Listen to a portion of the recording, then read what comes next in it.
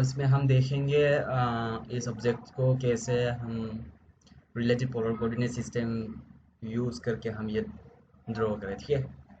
So using relative polar coordinate system से हम इस ऑब्जेक्ट को ड्रॉ करेंगे, ठीक है, सिर्फ लाइन कमांड से। तो हम उसको शुरू करते हैं। पहले हम ओरिजिन लेंगे, पहले ओरिजिन लेने से पहले हम लाइन कमांड को ले लेते हैं, एल लाइन एंड एंटर कर दो।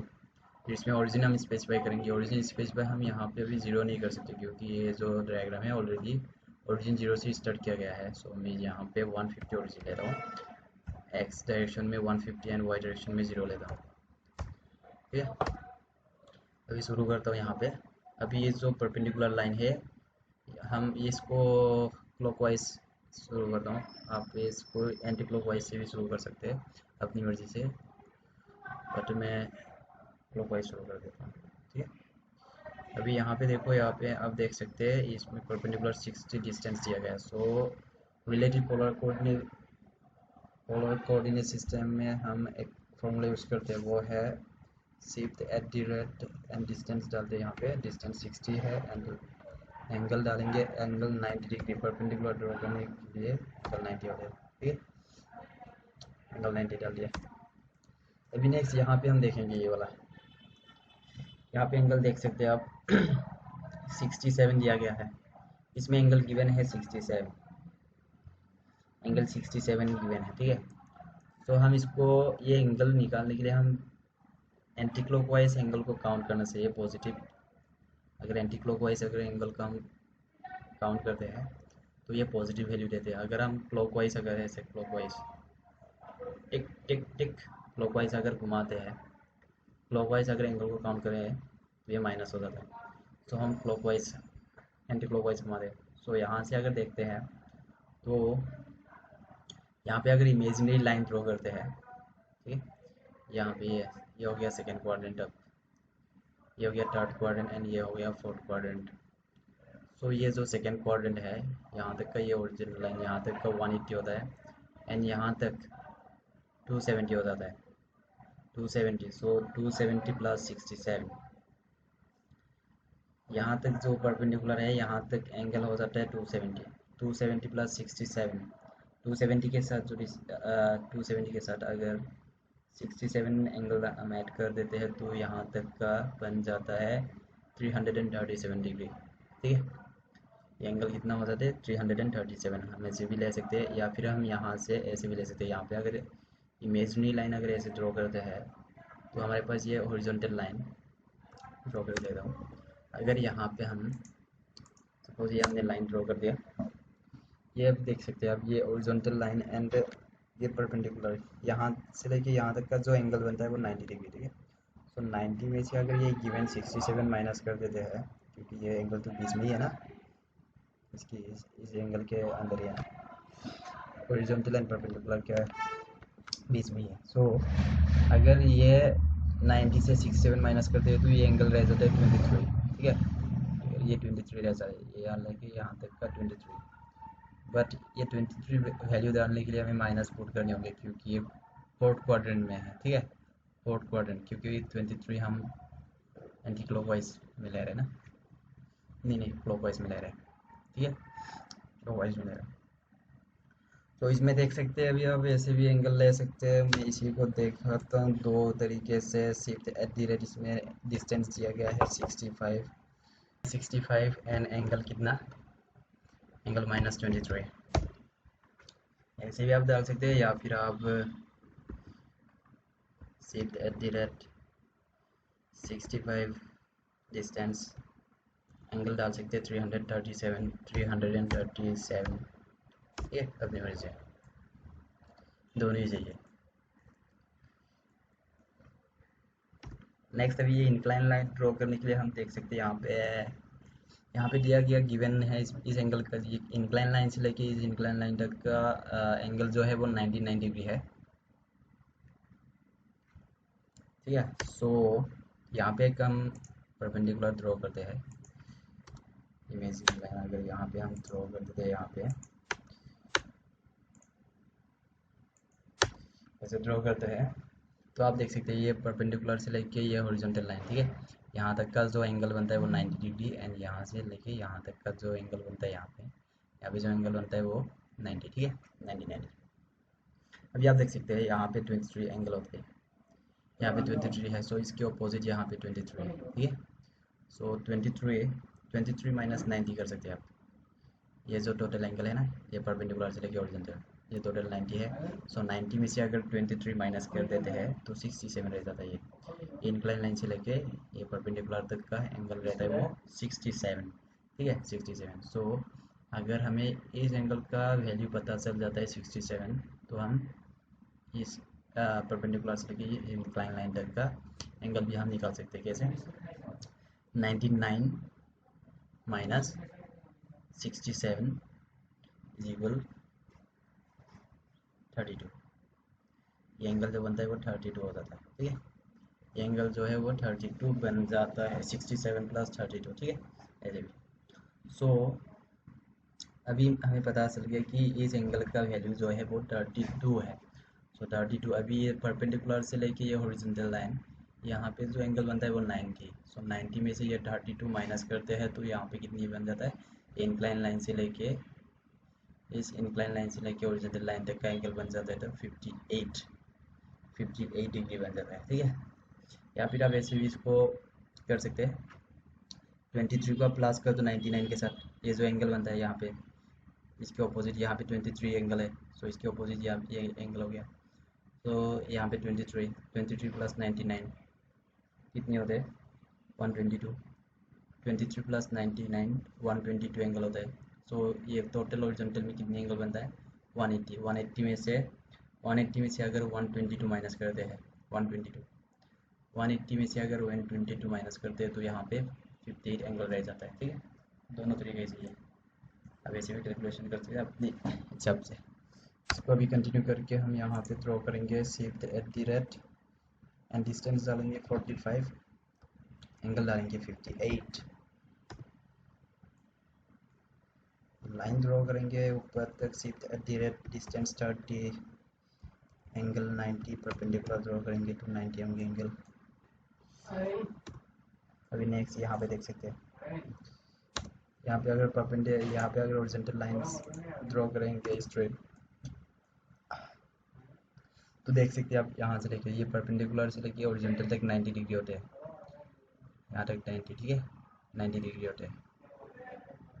कितने डिग्री, 90। सो आपको 139 से 90 डिग्री माइनस कर दो, ये इंक्लाइन लाइन से लेके यहाँ तक का एंगल निकल जाता है, कितनी, 49, ठीक है। ये एंगल जो है वो 49 हो जाता है। कैसे? ये परपेंडिकुलर है, ये हॉरिजॉन्टल है, इसमें जो एंगल बनता है वो 90 है, और इसमें गिवन है 139 डिग्री। सो 139 में से अगर ये 90 अगर माइनस कर देते हैं, ये 90 को अगर माइनस कर देते हैं तो ये इंक्लाइन से लेके ये हॉरिजॉन्टल तक का एंगल निकल जाता है, ठीक है, वो एंगल होता है 49, ठीक है। सो enter shift at the rate, distance दिया गया है 36.25 एंड एंगल कितना, 49, एंगल हो गया 49। अभी नीचे जा रहा है 80, डिस्टेंस 80 कितनी जा रहा है, 80। So shift at the rate, distance 80, distance 80, distance 80, angle आप 270 भी डाल सकते हैं या फिर -90 भी डाल सकते हैं एंगल, ठीक है। -90 and 270, positive way and negative दो की तरफ, एंटी क्लॉकवाइज दोनों तरफ आप काउंट कर सकते हैं। तो मैं इसमें 270 डाल देता हूँ, 270 डालेगा तो इतना ही है। अगर -90 डालते तब भी वही है। Shift at the rate, distance कितना, 80 माइनस एंगल -90, ठीक है, एक ही बात है। अभी ये जो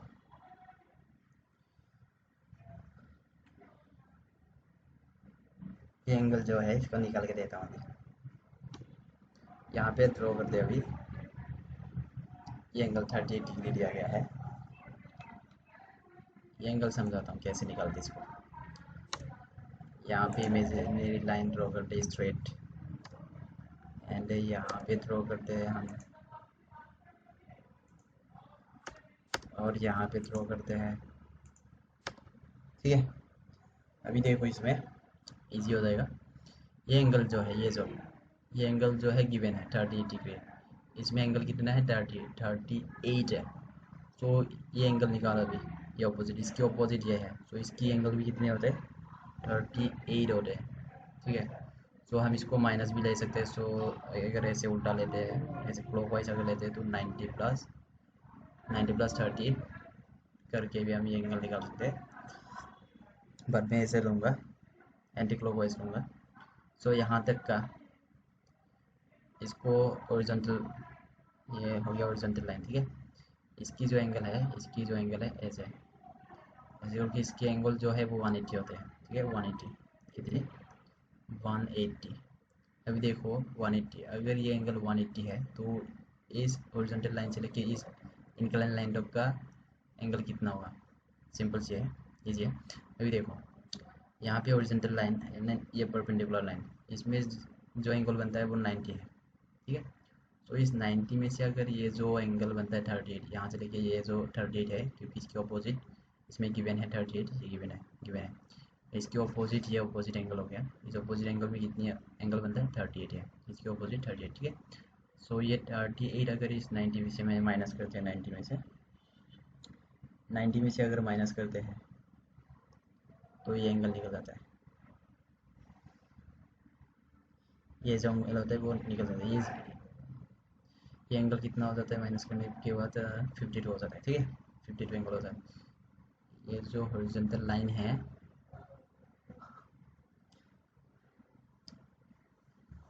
हॉरिजॉन्टल लाइन से लेके ये परपेंडिकुलर, ये 90 होते हैं। ये 90 एंगल में से अगर ये 13 माइनस करते हैं तो ये इंक्लाइन लाइन से लेके हॉरिजॉन्टल तक का लाइन एंगल जो बनता है वो 52। ठीक है, सो अभी ये 52 को 180 के साथ प्लस करेंगे। ये जो हॉरिजॉन्टल लाइन था, इसमें जो एंगल बन रहा था वो 180 है। सो 180 प्लस ये हॉरिजॉन्टल लाइन से लेके इस इंक्लाइन लाइन से 52 होता है। सो 180 प्लस 52 232 एंगल बन जाता है। कितनी? 232। सो यहाँ से लेके यहाँ तक का 52 प्लस करके टोटल हमें मिल जाता है 232 एंगल। ठीक है, सो वही लाइन एंटर करेंगे। शिफ्ट एट द रेट, इसमें डिस्टेंस नहीं दिया गया, सो इसमें अपनी मर्जी से हम डिस्टेंस डालेंगे। सो मैं 100 डाल देता हूँ, इसमें डिस्टेंस नहीं गिवन है। एंड एंगल कितना बन जाता है हमारे पास? 232 एंगल बन जाता है। ठीक है, अभी इसको हम यहाँ से शुरू करेंगे दोबारा, यहाँ से। अभी इसमें बेस पॉइंट में कितनी दिया गया? 80। So shift at the rate, distance 80 है, एंगल 360 आप डालो, कोई बात नहीं, या फिर 0 डालो, एंगल एक ही बात है। एंगल आप 0 डालो या 360 की बात है। Shift at the rate 80, angle 0 degree. ठीक है, अभी यहाँ पे देख सकते हैं आप, ये जो डिस्टेंस है यहाँ से लेके ऊपर तक डिस्टेंस कितनी दिया है? 15। So shift at the rate distance 15, distance कितनी? 15, एंड एंगल कितना आपका होगा? 90 डिग्री। सो परपेंडिकुलर 90 की। इसकी डायमेंशन लेते हैं। सो इसकी डायमेंशन है डी ए एन को डायमेंशन पहले एंगल की एंगल लेते हैं। तो ये एंगल कितना है? एंगल 67 है। इधर ये एंगल लेते हैं, इस लाइन में क्लिक करो, इस लाइन पे क्लिक करो, ऐसे एंगल 99 हो गया। और ये एंगल 39 हो गया एंगल। अभी ये एंगल निकालते, ये लाइन ड्रॉ करते, इसमें इमेजिन करके इसको क्लिक कर दो, आपका एंगल बन जाता है 38। इस लाइन को क्लिक कर दो, कोई ज़रूरत नहीं है। ठीक है,